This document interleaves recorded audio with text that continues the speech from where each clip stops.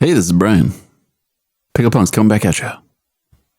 One of the criticisms I've heard of, I guess, space exploration in general, but in particular Mars colonization, is that people suspect that this is all motivated by a search for kind of a second Earth.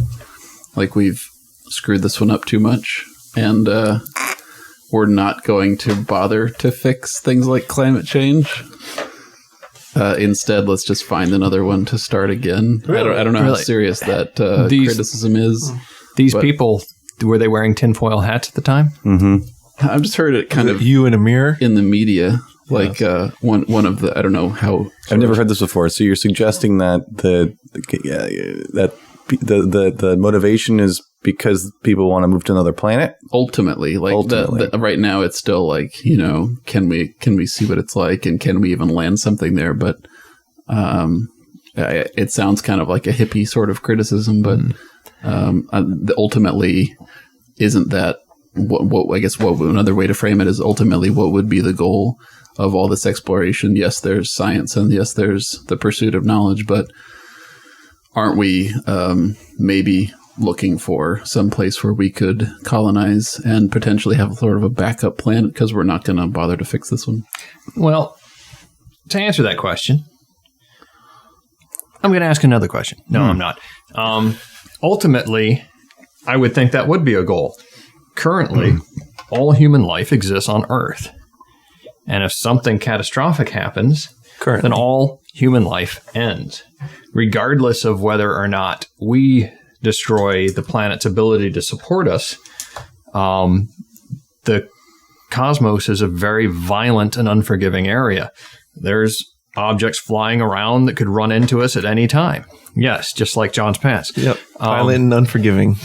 And if we were to, at some point in the distant future, find a way to establish a colony on a second planet, then that doubles the human race's chance of survival. And at 3 planets, now we have 3 times the ability to survive. And you're suggesting that 4 planets would quadruple our chances. Those, I think you said the hippies. No, I was characterizing. You did say hippies. It's a hippie sounding argument.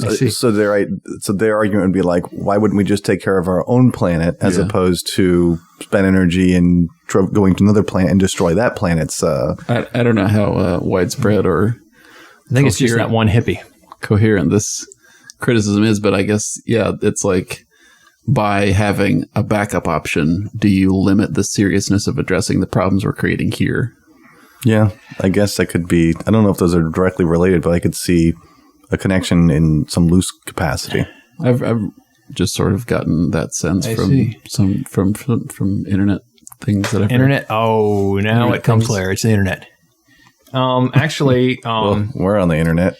Being a big time reader, there's a couple books that address that type of subject. There's lots of books that address that subject, but there's a book called The Long Earth, in which they discover parallel Earths that are unspoiled, and the prime Earth goes to shit because now everybody can just step into a secondary Earth and not have to worry about the problems of primary Earth.